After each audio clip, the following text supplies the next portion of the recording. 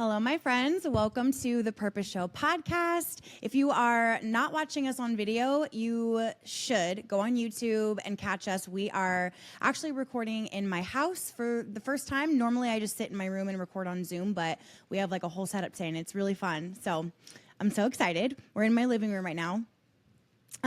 Okay.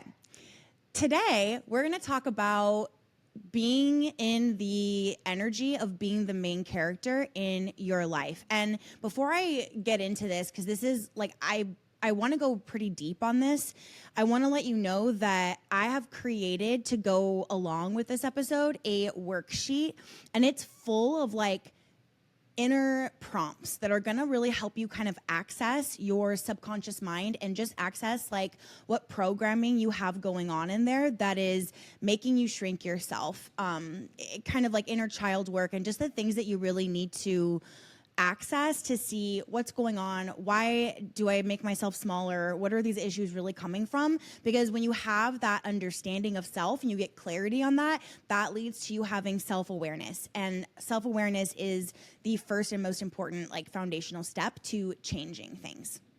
So I created that for you, and it is at the link that everything is at for everything on the Purpose Show. So if you just go to allycasazza.com/TPS links, TPS for the Purpose Show, TPS links, the main character energy worksheet will be there for you. There's also a link to a video on emotional freedom technique or tapping for like when you need to say no to something, but you want to say, you feel the need to say yes, and you're really struggling with setting boundaries. So EFT for like shifting the energy, like literally moving it out of your subconscious mind and out of your body and reprogramming for when you are going to be saying no to something and you normally would say yes, but you're wanting to shift that habit. So loading you up with resources, because this is really important for you, and it's really important to me for you, and I want to make sure you're set up. So allycasazza.com/TPS links, and those will be there for you, along with like a ton of other resources from past episodes if you want to click around in there. Okay, so are you showing up as the main character in your own life? What does that look like?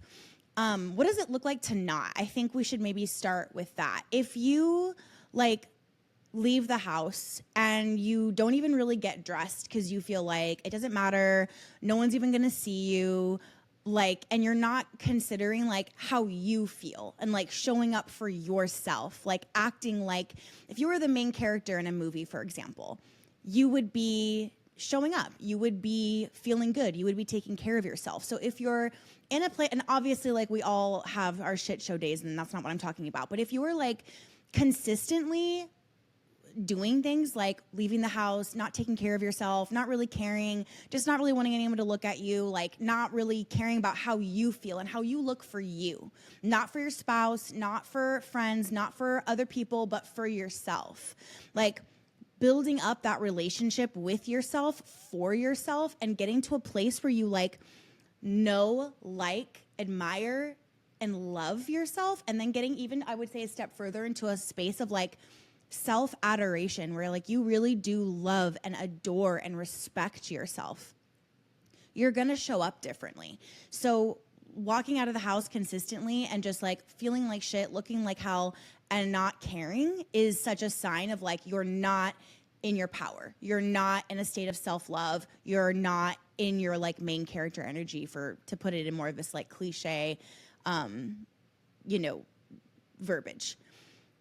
How do you see yourself? How do you respect yourself? How do you show up for yourself? And it's not about makeup. It's not about hair. It's not about, oh, I'm just not good at that. I'm just not that kind of girl. It's not about that. It's purely about how you feel. So for you, if certain things make you feel good, make you feel put together, then you owe it to yourself. And I want you to get to a place where you love yourself enough to care about those things and do those things just because it's you. Okay. Another thing, if you struggle to take care of yourself and or you feel guilty when you do, or like maybe you feel, this is a really common one, and we deal with this a lot inside of Becoming Her Collective because it comes up with like almost every single masterclass and course that I create in there. if you feel guilty when you do it, or you have to earn it first. So many women feel like they have to earn the right to do self-care or to do something that would feel good for them just for the sake of feeling good for them. Or they will only do something that they enjoy if it's also productive. And so really, like, there's so many women that are almost in this state of like fight or flight all the time. And they kind of have this like addiction to productivity and doing and going and pushing. And the only time they'll do something that they like is if it's productive. So let's say that you actually enjoy, going to the grocery store. Maybe you put some headphones in, you get yourself a coffee or something, and you do your errands. That's the only thing that you might do that you actually like because it's also productive. And that's great. Like, I do that for myself when I go to Target or I got to go to the grocery store or whatever. Even when I'm sitting at home and I'm planning my meals and ordering from Instacart or whatever, like, I have a glass of wine or like make some tea and put some headphones on, and like I'm listening to music and I'm making it like I try to make everything as enjoyable as I can because I love myself and I want that for myself. If you love someone and you're really coming from a place of true love and care, then you're going to take care of them. And that's how I want you to get with yourself. So if it's fine to do those things, but if that's the only time you're doing something that you enjoy and you're not having this energy of like enjoyment just for the sake of enjoyment, pleasure for the sake of pleasure, play for the sake of play, then, and it's only when it's productive, that's a sign that you're just like kind of addicted to being productive, and you feel like you have to, and you feel like you don't get to relax and rest. You have to earn it first. So you might like take a really nice bubble bath or something.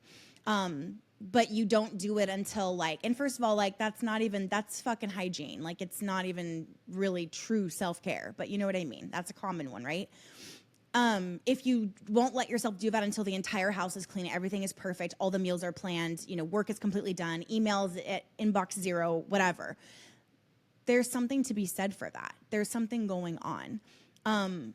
Being in a place where you can pause and take care of yourself and do something that you enjoy just because you enjoy it, even with and especially when things are not all done, is such a sign of like your parasympathetic nervous system being activated, like you acting out of that. That's where you're in a state of peace. That's where you're really grounded. If you are always like apologizing for everything verbally, and then also on an energetic level, like kind of just your energy is apologetic. Like you're almost like energetically apologizing for existing, apologizing for taking up space. Maybe you are saying like, sorry all the time for no fucking reason. But there's also beyond just like verbally saying sorry for everything. There's also like, it's an energy. Like you almost carry yourself like timid or like sorry for entering a space or sorry for making too much noise. Or I was recently at a women's event, and it was like, I don't know, maybe a couple months ago. And we were all talking and sharing, and I was talking and I said something that somebody found really funny, and she let out this like amazing laugh. And she was like, immediately covered her mouth and was like, sorry, my laugh is really loud. And it was just so sad because like, it doesn't matter if I liked her laugh or somebody thought she was loud or thought it was too much or thought it was annoying or whatever. But like the fact that she would like have joy and laugh, and that made me feel good about the story I was telling because I was trying to be funny. And that she just immediately, like she physically covered her mouth with both of her hands and apologized for laughing. Like at some point along the way, like she learned that her laugh might be too much, and she has that programming. And so she shrunk herself instead of just letting herself laugh. So does that make sense? That there's like an energy that we can carry into our lives that just feels very apologetic. So do you have that? Do you physically verbally say sorry a lot, or are you kind of like energetically apologizing for just existing? All of these things, and we're going to get a little bit deeper into like what it looks like to not. Actually, like let's just shift and let's keep going on that right now, because I want to stay on. I want this topic to keep going. When you're not in your main character energy, it feels like you are disempowered versus empowered. So main character energy feels very empowered. It doesn't mean that you are entitled or you think you're perfect or you carry yourself like you're better than other people or anything that would be kind of like maybe degrading to other people or other people are less important. We are all the main characters in our own lives. But if you're not in your main character energy and you're really shrinking yourself and making yourself small, you are going to be in a very disempowered mental state. So you're going to err more towards things and thoughts like, oh, I could never do that. Oh, I could never pull off that lip color. She looks so great. I could never have a body like that. I could never pull that outfit off. I could never accomplish that. I could never work so hard and do that. I could never promote myself like that. I would be too embarrassed. I could never be this successful. I could never. Whether it's it might come in the form of judgment towards another woman, usually, where it's like, you're judging her, you're jealous of her, you're thinking something negative about her, but it's really because you are disempowered and deep down you want to do what she's doing, or you want to have the gumption that she has or something.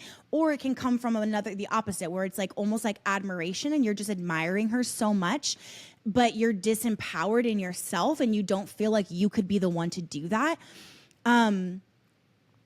There's something in everyone has something called the RAS, a reticular activating system. And this basically, like, what you need to know is, like, it filters all the information that you're taking in all the time. There's like 2 or 3 million billions, I don't know, lots of bits of information coming at you all the time, and your subconscious mind is taking it all in. But your reticular activating system basically filters it based on what's important to you and what is familiar to you. So if you notice something in another person, you literally have what it takes to do that. You wouldn't recognize it if you didn't, because your RAS would not let that piece of information come through the filter and be noticed by you. So if you notice that somebody is just gorgeous and has this most beautiful makeup, or has the bombest outfits, or is so successful and so magnetic, you are only noticing that because you have it. Maybe it would show up differently for you, but you do have it. It's literally impossible for you to notice something about another person that you do not possess because of your reticular activating system. So that is empowering on its own. But to not be in your main character energy is very disempowered. So if you're typically down on yourself, you tend to have a lot of self-doubt, or you're carrying yourself in a way that's very disempowered, that's a huge sign.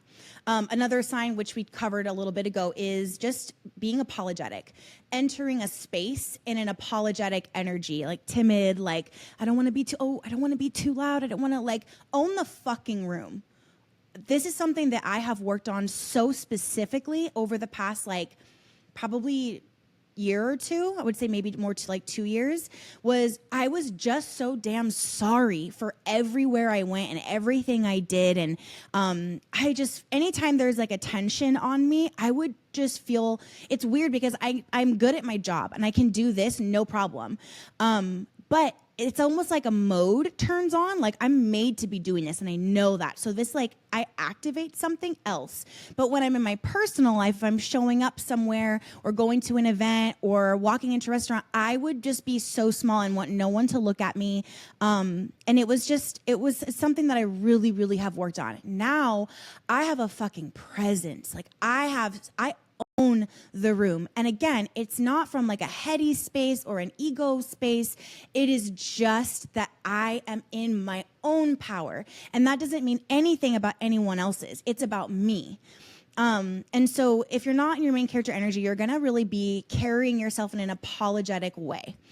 You're going to lack confidence. You're going to be very flighty and anxious, kind of just instead of being here, you're almost going to be just very flighty, anxious, nervous, overthinking about what you do and say, playing it back in your head.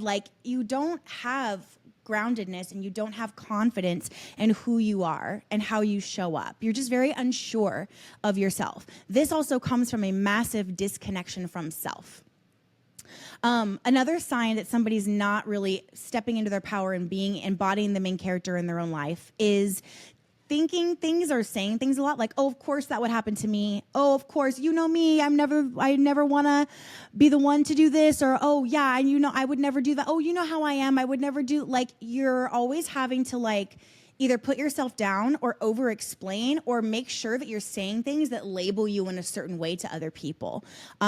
You're trying to control the narrative, and you're also speaking self-fulfilling prophecies. Like, so there's two parts to this. Saying like, oh, of course that would happen to me. Like, you're not the main character. Like, you're the fool. You're the jester. And then the other side of that is like the other example that I gave of like, oh, you know me, you know how I am. I would never do that. You're controlling the narrative because you want to make sure people see you a certain way instead of just embodying it and being it and letting them filter through their own filters, whatever that's going to look like. Letting them, like the whole let them theory, let them think about you what they're going to think. Let them assume that you're a bitch. Who cares? Are you? Do you feel that? That's what matters, truly. So there's just, you're not being the main character. You're not owning your own damn life when you are like trying to control that. And it's also really uncomfortable and not fun to be around somebody who's doing that. It just feels like I get exhausted for them because it is exhausting to be constantly holding what everyone thinks about you and trying to control that narrative and then like putting yourself down, making sure you're like staying chill, be like, oh, of course that awful thing would happen to me. Of course that happened today of all the days. Like, no, it's not of course. If you're the main character, it's almost like the lucky girl syndrome. Like, good things happen to me. And when things are hard, I own it. I take the lesson. I'm living my life. I love it. I'm grounded. I'm learning. I'm growing. I have my shit days and then I come back. Like, that's main character energy.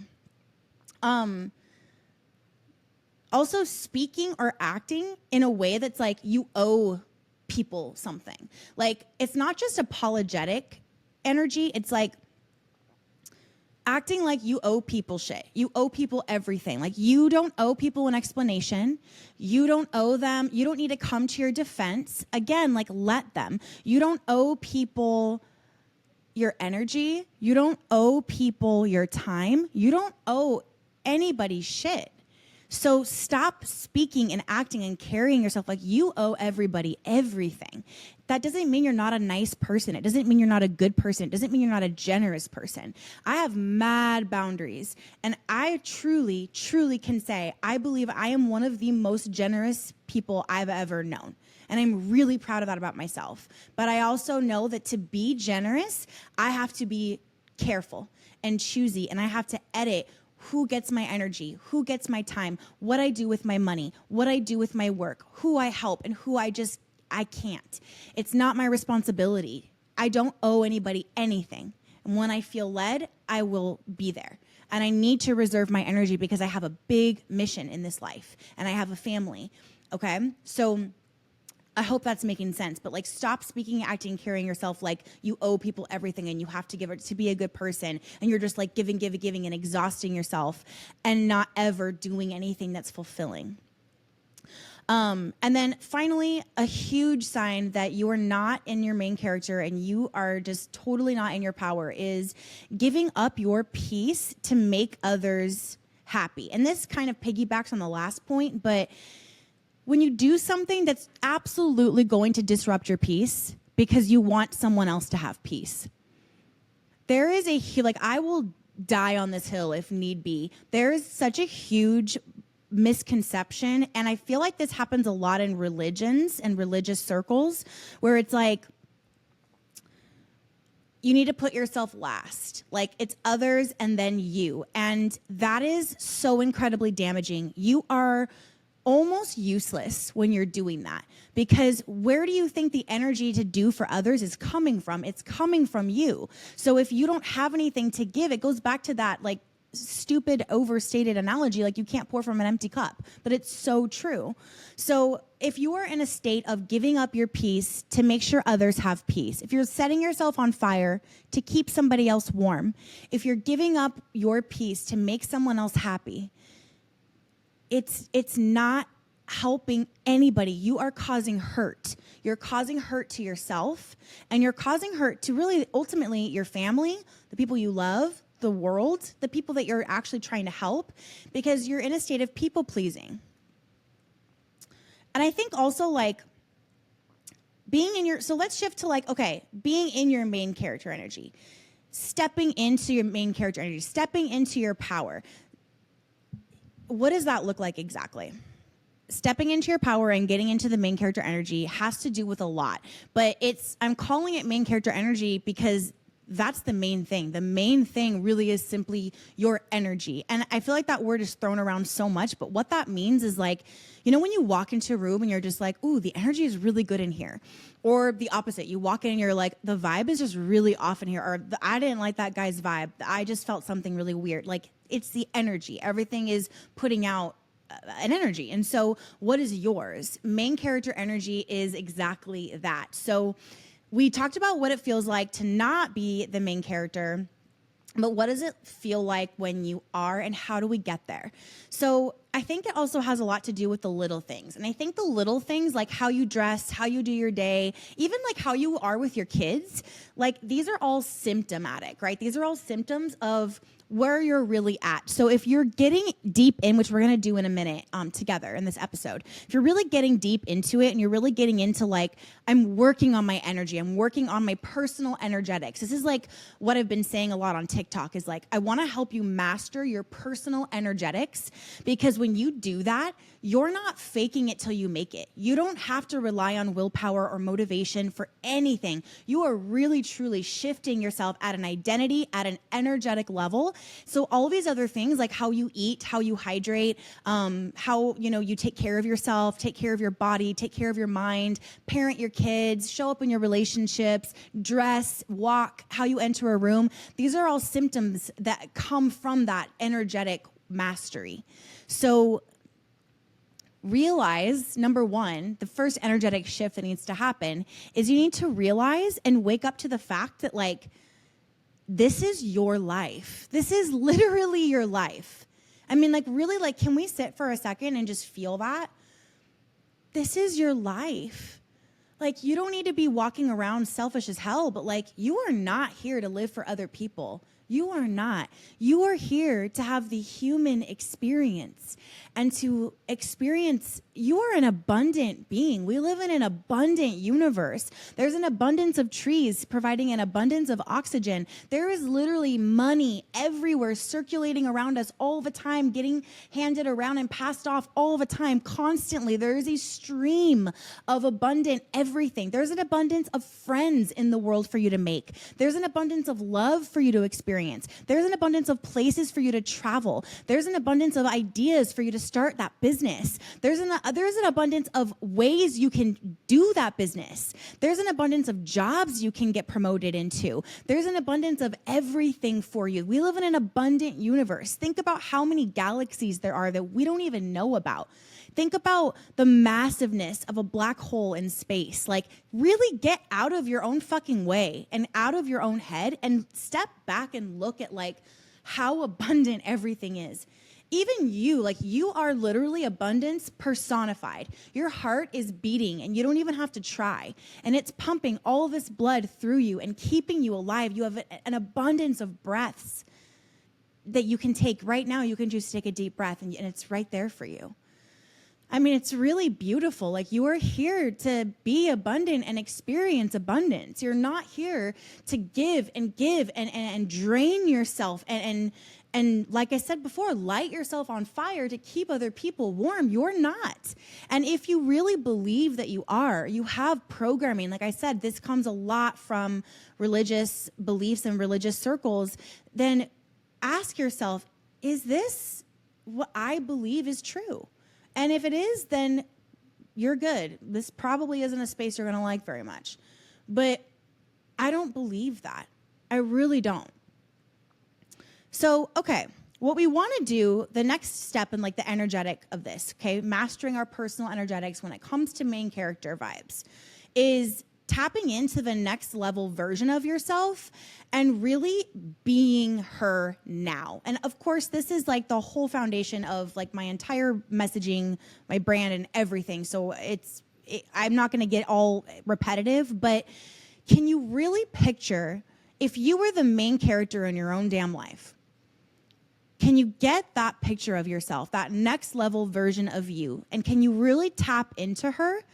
And can you imagine what it would be like, even today as you're listening to this? What do you have going on the rest of the day? What's going on tomorrow if it's the end of the day? What would it look like for you to do all those things as that version of yourself? How would you change? What would you be wearing? How would you be eating? What shit would you get together? Because you're just, that version of me does not fuck with this. We do not do this. What would that be? Is there a mess you would clean up? Is there a plan you would make? And not where everything is already perfect, but like getting yourself there. What would that shift for you? And really mentally, your imagination is so powerful. I say this all the time, and it's really becoming common knowledge, which is great. It needs to be. But your subconscious mind loves visuals. It's why like you have dreams and there are pictures in movies. It loves imagery, and it doesn't know the difference between reality and imagination, which is why it's so important for you to protect the movie you're playing in your head, the story you're telling, and to protect our kids and the video games and what they're taking in, because the subconscious mind does not know the difference. And so if you were to imagine that you're going through the rest of your day as this next level version of yourself, do that. Walk through it. Look at your day and you're like, okay, I need to finish working. I need to do, a couple hours of housework. I need to go to the grocery store and get the stuff for dinner. Okay, what would it look like if I were doing this as the next level version of myself, as the main character in my own life? What would I do? And really let yourself go there. Push through any resistance and let yourself mentally go there and play that imagination game. It's very powerful to do that. All right, let's get into some of the root causes and inner dialogue of why do we even get out of main character energy? If what I'm saying is true, that you're an abundant being living in an abundant universe, supposed to be experiencing an abundance of good, because just because something is difficult or life happens and shit hits the fan doesn't mean it's not good. It is good, because we're here for lessons. We're here to evolve. We're here to experience the human experience, right?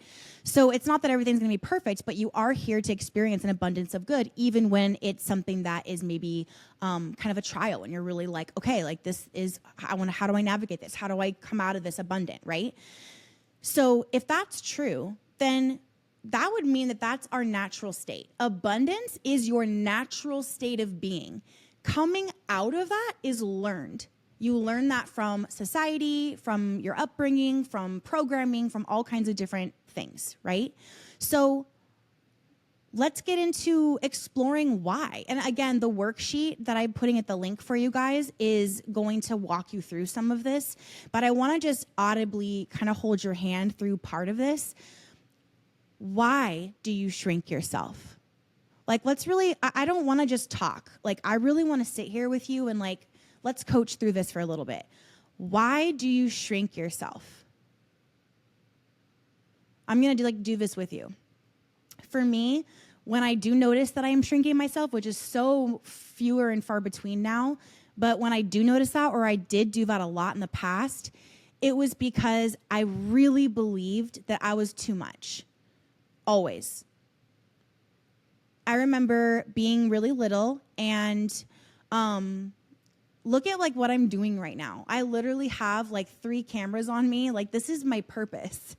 And when I was little, if the video camera would come out, I would get so excited and I would get really happy and I would want to sing or dance or do something for the camera.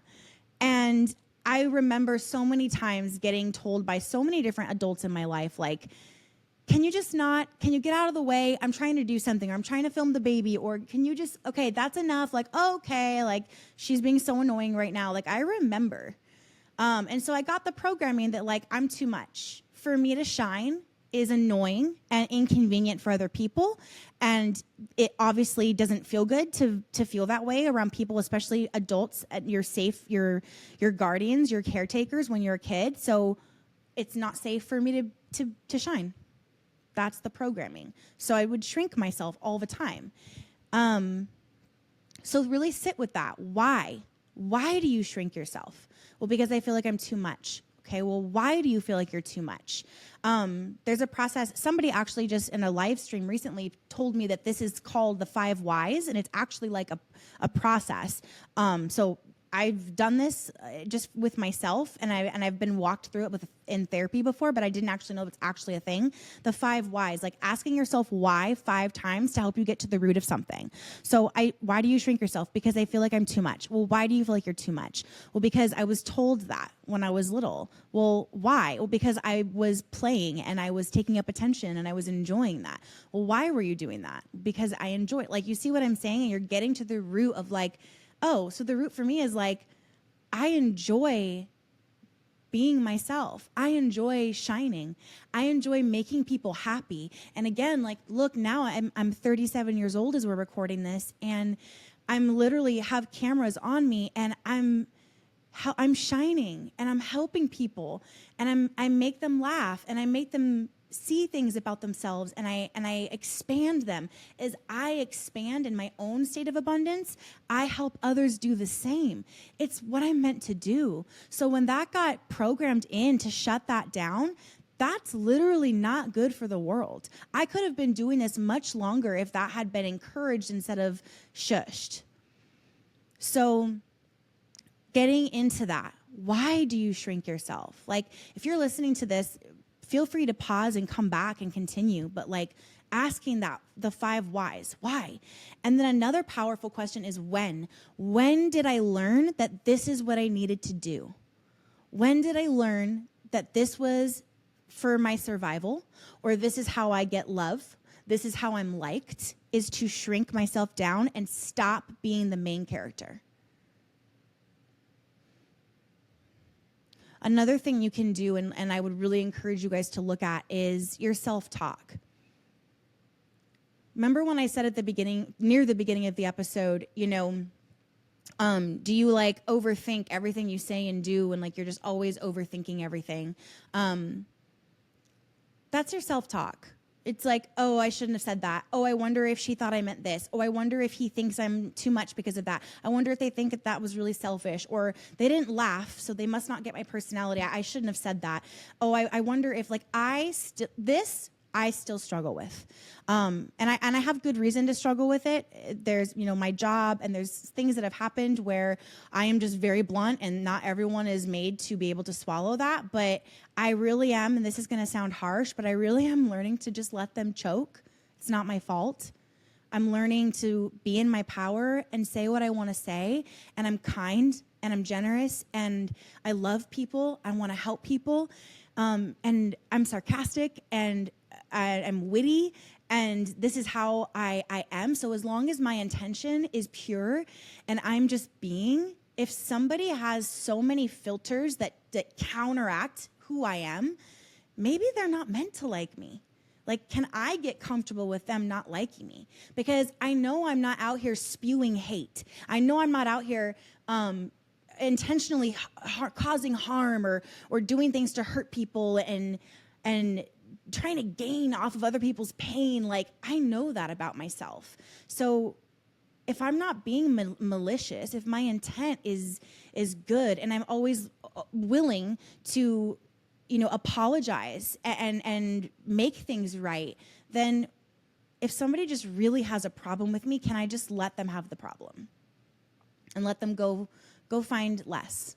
If I'm too much, go find less. So finding that balance and shifting the self-talk to really loving yourself and really being humble and being in a state of like always learning and always growing and always willing to know better, do better, speak better, carry yourself better, be kinder, all of these things. But also, like, stop being so fucking apologetic and overthinking and everything you say and do, to the point where like your self-talk is so negative and you're assuming that you did something wrong most of the time.